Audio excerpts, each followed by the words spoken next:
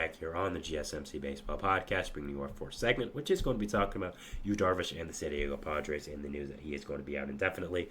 So let's get into it. So yesterday it was announced by Padres manager Mike Shildt that Darvish would be out indefinitely and that there was no timetable for his return. He said he's dealing with a family issue that requires his full attention, so he'll be away from the team for a little while.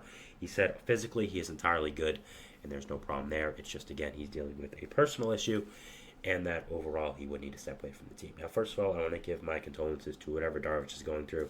Obviously not sure what it is, but going on the restricted list is very serious. I mean, it's a list where you don't get paid, so I'm sure that's obviously a tough decision for someone to step away. So it's obviously very serious, and I want to give my full thoughts to Darvish, and obviously hope he gets better. And obviously baseball isn't the most important thing, and family always is, so thoughts to him. But looking now at the impact this is going to have on the Padres, I do think it is pretty significant. I mean, Darvish has been hurt a good amount of the year for this Padres team. I mean, that's been pretty obvious. And I think there is, a lot of question marks about this Padres team. And I think Darvish going on the injured list now is just going to give a lot more of them. I mean, you're looking at this Padres rotation. It's been very good this year, and I think there are a lot of nice pieces for this team. I mean, you, of course, have some great pitchers here. You have Joe Musgrove, who's been on the injured list really the entire year, but still is a good pitcher, but just not sure what's going to happen with him. You, of course, have Dylan Cease, who's been a fantastic pitcher. You have Matt Waldron, who's been a great knuckleballer. And that's, kind of it for significant arms. You have Darvish again as well, but, that's kind of it. So you also have Michael King, of course, who I forgot about when I mentioned him.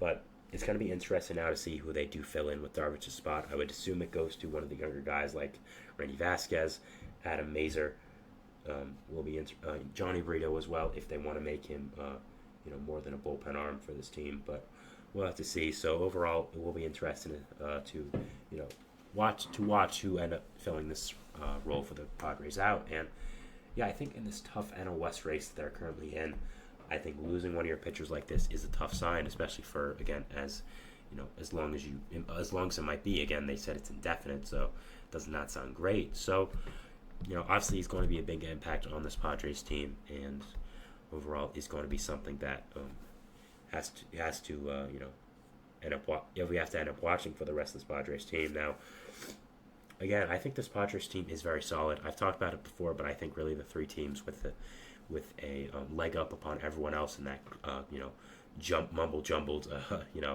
NL wildcard race is really the Padres, Mets, and Diamondbacks. I think those three teams are really one up above everyone. Even the Cardinals are above right now. But I still think that overall, the Padres team is very good. I mean, obviously, they had 3 All-Stars for their outfield. Their entire outfield was All-Stars.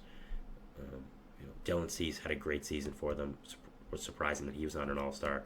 But, again, there's been a lot of great pitchers, so I don't really feel it's not really that crazy. He's had a great season, but it's not like someone was picked over him that really shouldn't have been. He's had a great season, but a lot of people have. So, but overall, again, I think this Padres team is very good, and it's going to be interesting now to see what does happen with Darvish, what does happen with this Padres team in general.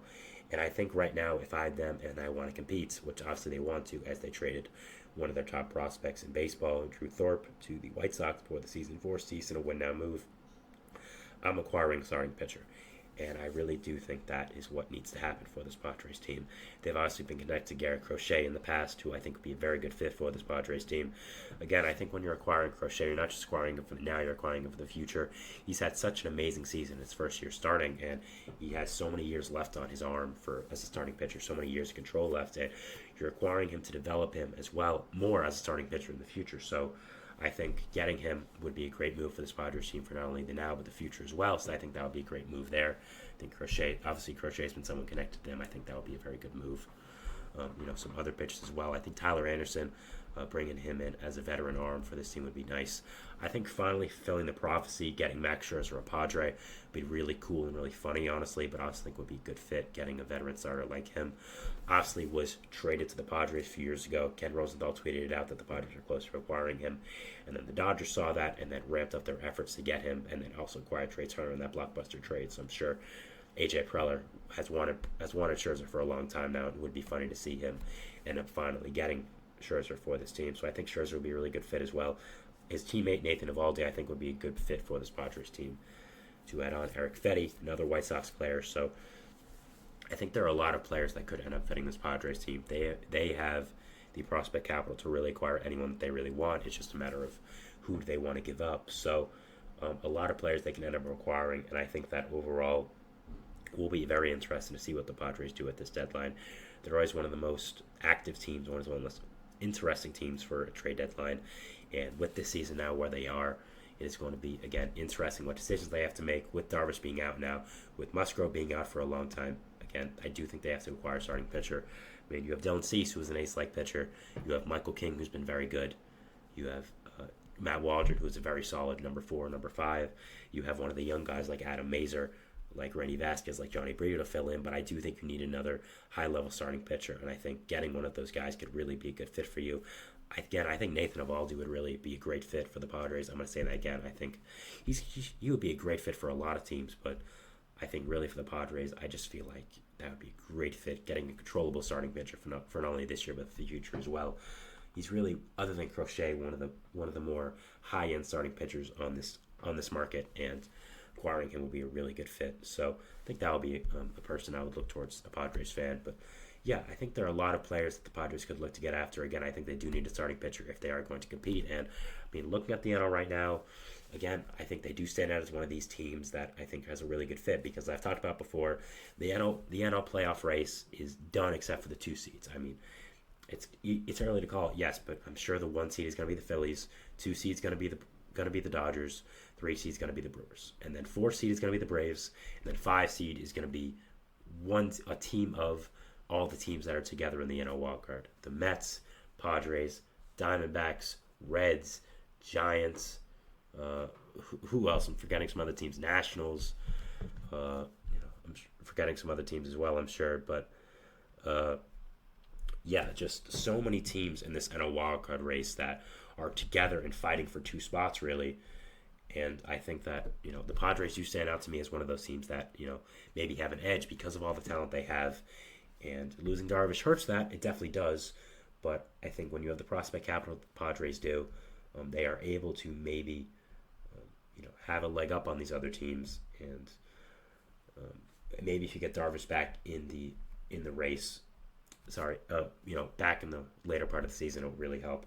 Also, I forgot the Pirates. I forgot the Cubs as well in the wildcard race. So, yeah, a ton of teams. I mean, 1, 2, 3, 4, 5, 6, 7, 8, 9. 9 teams really fighting for 2 spots. So it's going to be really coming down to the wire right now. I think this Padres team is very good, but to really improve, I think they do need to acquire another starting pitcher. And it'll be interesting to see what they do end up doing at this trade deadline on July 31st. Will they acquire a big name like a Garrett Crochet, or a smaller name like maybe someone like Tyler Anderson, Eric Fetty? But we'll have to see, and it'll be a very, very interesting couple of weeks now for this Padres team following up this Darvish news. So yeah, going into our 5th and final segment here, which is going to be talking about Jazz Chisholm. Some trade rumors are persisting about him, so I did want to just give my take on it and give my thoughts on it. So yeah, we'll be talking about that, and we'll see you after the break. So thanks, and bye.